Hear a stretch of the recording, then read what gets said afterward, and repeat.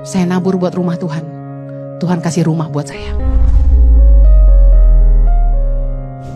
Satu kali, waktu saya masih sekolah di Australia, saya tuh kan ditinggal orang tua ya sejak umur 10. Nah, saya tuh pernah dikasih kalung emas 24 karat sama papa saya.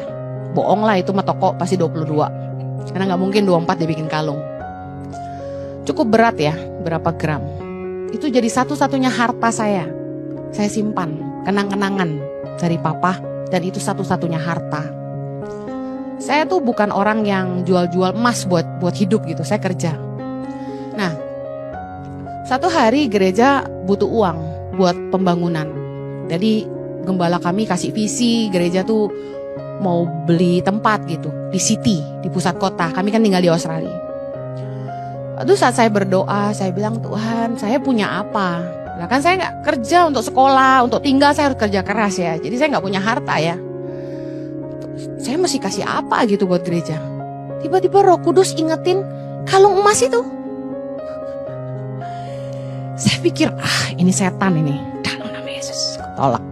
Ya bayangin ya, saya ditinggal orang tua, gak punya harta. Saya kerja 2 job untuk bisa bayar uang kuliah, sama bayar kos-kosan, sama transport, sama makan.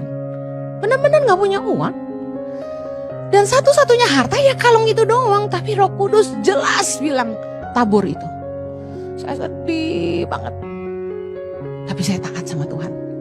Karena saya cinta Tuhan. Lebih dari apapun di hidup saya. Saya cinta Tuhan lebih dari suami saya.